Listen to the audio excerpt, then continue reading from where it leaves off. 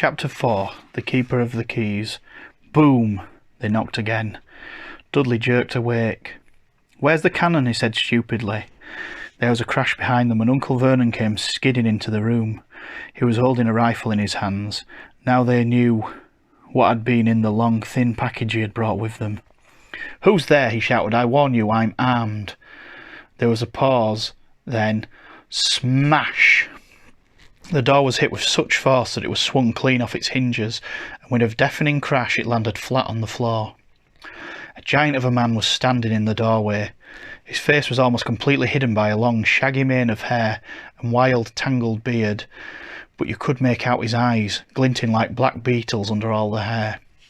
The giant squeezed his way into the hut, stooping so that his head just brushed the ceiling.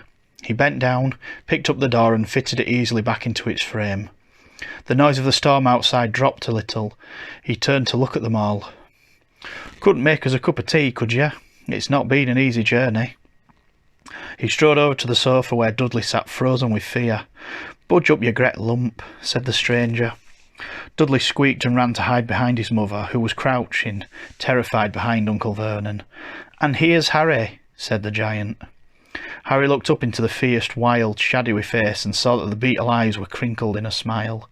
"Last time I saw you, you was only a baby," said the giant. "You look a lot like your dad, but you got your mum's eyes." Uncle Vernon made a funny rasping noise. "I demand that you leave at once, sir," he said. "You are breaking and entering." "Oh, shut up, Dursley, you great prune," said the giant. He reached over the back of the sofa, jerked the gun out of Uncle Vernon's hands, bent it into a knot as easily as if it had been made of rubber, and threw it into a corner of the room. Uncle Vernon made another funny noise, like a mouse being trodden on. "Anyway, Harry," said the giant, turning his back on the Dursleys, "a very happy birthday to you. Got summat for you here. I might have sat on it at some point, but it'll taste all right." From an inside pocket of his black overcoat he pulled a slightly squashed box. Harry opened it with trembling fingers. Inside was a large sticky chocolate cake with "Happy Birthday, Harry" written on it in green icing. Harry looked up at the giant. He meant to say thank you, but his words got lost on the way to his mouth, and what he actually said was, "Who are you?" The giant chuckled. "True, I ain't introduced mysen. Rubus Hagrid, Keeper of Keys and Grounds at Hogwarts." He held out an enormous hand and shook Harry's whole arm. "What about that tea then, eh?" he said, rubbing his hands together. "I'd not say no to summat stronger if you got it, mind." His eyes fell on the empty grate with the shrivelled crisp packets in it, and he snorted. He bent down over the fireplace. They couldn't see what he was doing, but when he drew back a second later there was a roaring fire there. It filled the whole damp hut with flickering light, and Harry felt the warmth wash over him as though he had sunk into a hot bath. The giant sat back on the sofa, which sagged under his weight, and began taking all sorts of things out of his pockets and his coat. A copper kettle, a squashy packet of sausages, a poker, a teapot, several chip mugs and a bottle of some amber liquid which he took a swig from before starting to make tea. Soon the hut was full of sound and smell of sizzling sausage. Nobody said a thing while the giant was working, but as he slid the first 6 fat, juicy, slightly burnt sausages from the poker, Dudley fidgeted a little. Uncle Vernon said sharply, "Don't touch anything he gives you, Dudley." The giant chuckled darkly. "Your gret pudding of a son doesn't need fattening up any more, Dursley, don't worry." He passed the sausages to Harry, who was so hungry he had never tasted anything so wonderful, but he still couldn't take his eyes off the giant. Finally, as nobody seemed about to explain anything, he said, "I'm sorry, but I still don't really know who you are." The giant took a gulp of tea and wiped his mouth with the back of his hand. "Call me Hagrid," he said. "Everyone does, and like I told you, I'm Keeper of the Keys at Hogwarts. You'll know all about Hogwarts, of course." No," said Harry. Hagrid looked shocked. "Sorry," Harry said quickly. "Sorry?" barked Hagrid, turning to stare at the Dursleys, who shrank back into the shadows. "It's them as should be sorry. I knew they weren't giving you them letters, but I never thought you would ever know anything about Hogwarts, for crying out loud. Did you never wonder where your parents learnt it all?" "All what?" asked Harry. "All what?" Hagrid fuddered. "Now just wait 1 second." He leapt to his feet. In his anger he seemed to fill the whole hut. The Dursleys were cowering against the wall. "Do you mean to tell me," he growled at the Dursleys, "that this boy knows nothing about anything?" Harry thought he was going a bit far. He had been to school after all, and his marks weren't that bad. I know some things, he said. I can, do maths and stuff. But Hagrid simply waved his hand and said, about our world. I mean your world, my world, your parents' world. What world? Hagrid looked as if he was about to explode. Dursley! He boomed. Uncle Vernon, who had gone very pale, whispered something that sounded like Mimble Wimble. Hagrid stared wildly at Harry. But you must know about your mum and dad, he said. I mean, they're famous. You're famous. What? My mum and dad weren't famous, were they? You don't know. Hagrid ran his fingers through his hair, fixing Harry with a bewildered stare. You don't know what you are, he said finally. Uncle Vernon suddenly found his voice. Stop, he commanded. Stop right there, sir. I forbid you to tell the boy anything. A braver man than Vernon Dursley would have quailed under such ferocious looks Hagrid now gave him. When Hagrid spoke, his every syllable trembled with rage. You never told him. Never told him what he was in the letter Dumbledore left for him. I was there. I saw Dumbledore leave it. Dursley, and you're keeping it from him all these years? Keeping what from me? Said Harry eagerly. Stop, I forbid you, yelled Uncle Vernon in panic. Aunt Petunia gave a gasp of horror. Go boil your heads, the both of you, said Hagrid. Harry, you're a wizard.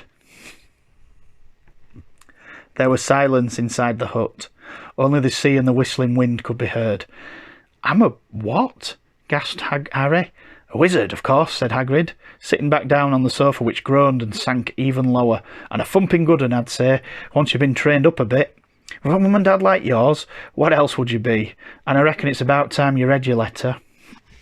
Harry stretched out his hand at last to take the yellowish envelope, addressed in emerald green to Mr. H. Potter, the floor, hut on the rock, the sea. He pulled out the letter and read, Hogwarts, School of Witchcraft and Wizardry, Headmaster, Albus Dumbledore, Order of Merlin, First Class, Grand Sorcerer, Chief Warlock, Supreme Mugwump, International Confederation of Wizards. Dear Mr. Potter, we are pleased to inform you that you have a place at Hogwarts School of Witchcraft and Wizardry.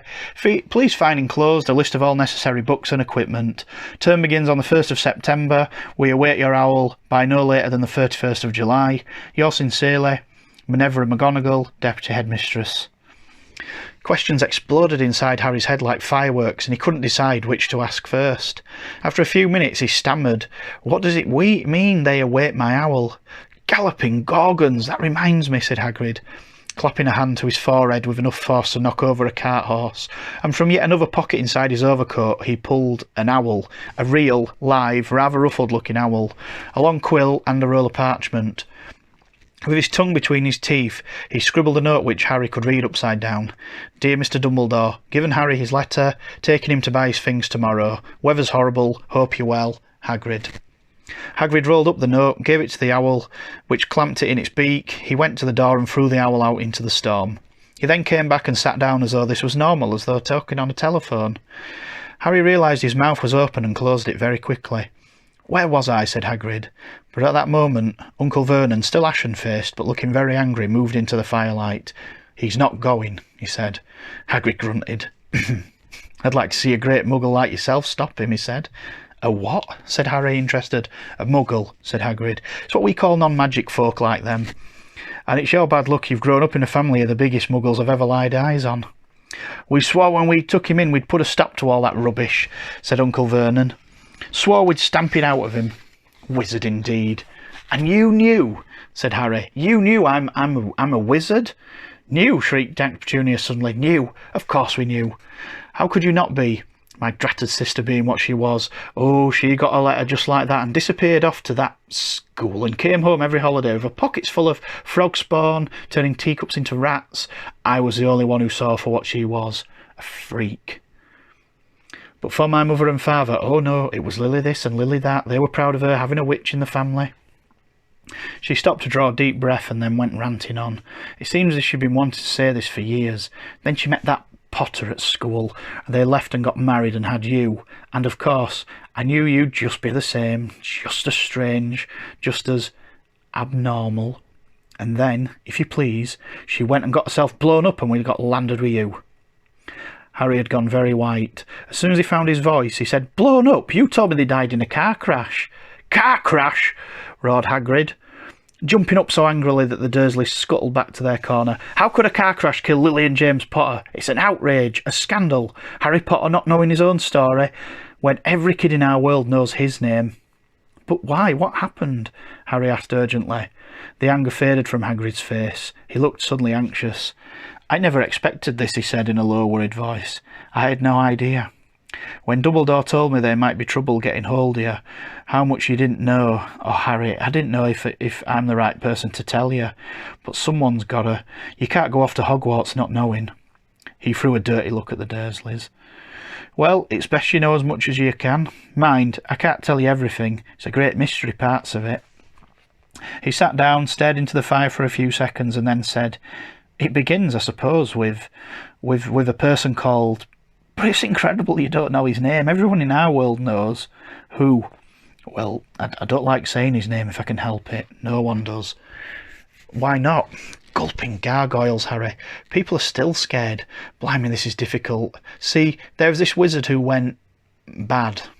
As bad as you could go. Worse than worse. His name was..." Hagrid gulped, but no words come out. "Could you write it down?" Harry suggested. "Nah, can't spell it." "All right. Voldemort." Hagrid shuddered. "Don't make me say it again. Anyway, this wizard about 20 years ago now started looking for followers. He got 'em too. Some were afraid, some just wanted a bit of his power because he was getting himself power all right. Dark days, Harry. Didn't know who to trust, didn't dare get friendly with strange wizards or witches. Terrible things happened. He were taking over. Of course some stood up to him, and he killed them. Horribly. One of the only safe places left was Hogwarts. Reckon Dumbledore's the only one you know who was afraid of. Didn't dare try taking the school. Not just then, anyway. Now, your mum and dad were as good a witch and wizard as I ever knew. Head boy and girl at Hogwarts in their day. Suppose the mystery as to why you know who never tried to get 'em on his side before. Probably knew they were too close to Dumbledore to want anything to do with the dark side. Maybe he thought he could persuade 'em. Maybe he just wanted 'em out of the way. All anyone knows is he turned up in the village where you were all living on Halloween 10 years ago. You were just a year old. He came to your house and... Hagrid suddenly pulled out a very dirty spotted handkerchief and blew his nose with a sound like a foghorn. "Sorry," he said, "but it's that sad. Knew your mum and dad and nicer people you couldn't find anywhere. You know who kills them, and then this is the real mystery of the thing. He tried to kill you too. Wanted to make a clean job of it, I suppose, and maybe he just liked killing by then. He couldn't do it. Never wondered how you got that mark on your forehead? That is no ordinary cut. That's where you got your powerful evil curse touches yet. Takes care of your mum and dad, even your house, but it didn't work on you, and that's why you're famous, Harry. No one ever lived after he decided to kill him. No one except you, and he'd killed some of the best witches and wizards of the age, the McKinnards, the Bones, the Pruitts, and you were a baby and you lived." Something very painful was going on in Harry's mind. As Hagrid's story came to a close, he saw again the blinding flash of green light, more clearly than he had ever remembered it before, and he remembered something else. For the first time in his life, a high, cold, cruel laugh. Hagrid was watching him sadly. "Took you from the ruined house myself, on Dumbledore's orders, brought you to this lot." "Load of old tosh," said Uncle Vernon. Harry jumped. He had almost forgotten that the Dursleys were there.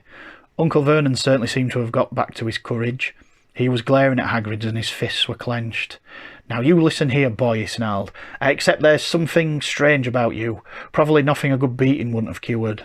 And as for all this about your parents, well, they were weirdos, no denying it, and the world's better off without them in my opinion. As for all they got, getting mixed up in these wizarding types, just what I expected, always knew they'd come to a sticky end." But at that moment, Hagrid leapt from the sofa and drew a battered pink umbrella from inside his coat. Pointing this at Uncle Vernon like a sword, he said, "I'm warning you, Dursley. I'm warning you. One more word." In danger of being speared at the end of an umbrella by a bearded giant, Uncle Vernon's courage failed again. He flattened himself against the wall and fell silent. "That's better," said Hagrid, breathing heavily and sitting back down on the sofa, which this time sagged right down to the floor. Harry, meanwhile, still had questions to ask, hundreds of them. But what happened to you know who? Good question, Harry. Disappeared, vanished. Same night he tried to kill you. Makes you even more famous. That's the biggest mystery, you see. He were getting more and more powerful. Why'd he go? Some say he died. Codswallop, in my opinion. Don't know if he'd ever have enough human in him left to die. Some say he's still out there, biding his time, but I don't believe it. People who was on his side came back to ours. Some of them came out a kind of trances. Don't reckon they could have done if he were coming back. Most of us reckon he's still out there, somewhere, but lost his powers, too weak to carry on. 'Cause something about you finished him, Harry. There was something going on that night that he hadn't counted on. I don't know what it was, and no one does, but something about you stumped him all right. Hagrid looked at Harry with warmth and respect blazing in his eyes, but Harry, instead of feeling pleased and proud, felt quite sure that this had been all some kind of horrible mistake. A wizard? Him? How could he possibly be? He'd spent his life being clouted by Dudley and bullied by Aunt Petunia and Uncle Vernon. If he really was a wizard, why hadn't they been turned into warty toads every time they tried to lock him in his cupboard? If he'd once defeated the greatest sorcerer in the world, how come Dudley had always been able to kick him around like a football? Hagrid, he said quietly, I think you must have made a mistake. I don't think I can be a wizard. To his surprise, Hagrid chuckled. Not a wizard, eh? Never made things happen when you were scared or like you were angry? Harry looked into the fire. Now he came to think about it. Every odd thing that had ever made his aunt and uncle furious with him had happened when he, Harry, had been upset or angry. Chased by Dudley's gang, he'd somehow found himself out of their reach, dreading to go to school with that ridiculous haircut. He'd managed to make it grow back. And the very last time Dudley had hit him, hadn't he got his revenge without even realising he was doing it? He had set a boa constrictor on him. Harry looked back at Hagrid, smiling, and saw that Hagrid was positively beaming at him. See, said Hagrid, Harry Potter, not a wizard. You wait, you'll be famous at Hogwarts. But Uncle Vernon wasn't going to give in without a fight. Haven't I told you he's not going, he hissed. He's going to Stonewall High and he'll be grateful for it. I've read those letters and he doesn't need all that kind of rubbish, spell books and wands, and if he wants to go, a great muggle like yourself won't stop him, growled Hagrid. Stop Lily and James Potter's son going to Hogwarts, you're mad. His name's been down ever since he was born. He's off to the finest school of witchcraft and wizardry in the world. 7 years there, and he won't know himself. He'll be with youngsters of his own sort for a change, and he'll be under the greatest headmaster Hogwarts has ever had, Albus Dumbledore. I am not paying for some crackpot old fool to teach him magic tricks, yelled Uncle Vernon. But he had finally gone too far. Hagrid seized his umbrella and whirled it over his head. Never, he thundered, insult Albus Dumbledore in front of me. He brought the umbrella swishing down through the air to point at Dudley, and there was a flash of violent light, a sound like a firecracker, a sharp squeal, and next second Dudley was dancing on the spot with his hands clasped over his fat bottom, howling in pain. When he turned his back on them, Harry saw a curly pig's tail poking through a hole in his trousers.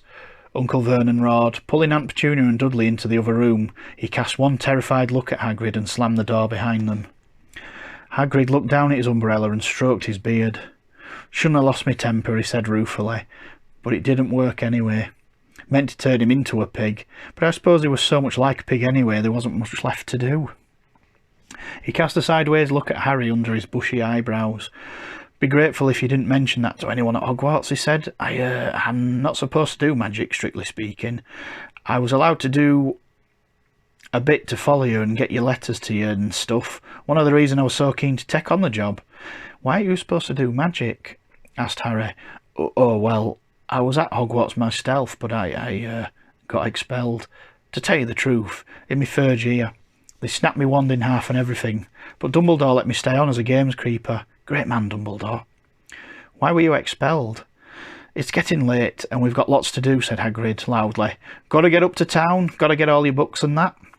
He took off his thick black coat and threw it to Harry. You can kip under that, he said. Don't mind if it wriggles a bit. I think I've still got a couple of dormice in one of the pockets.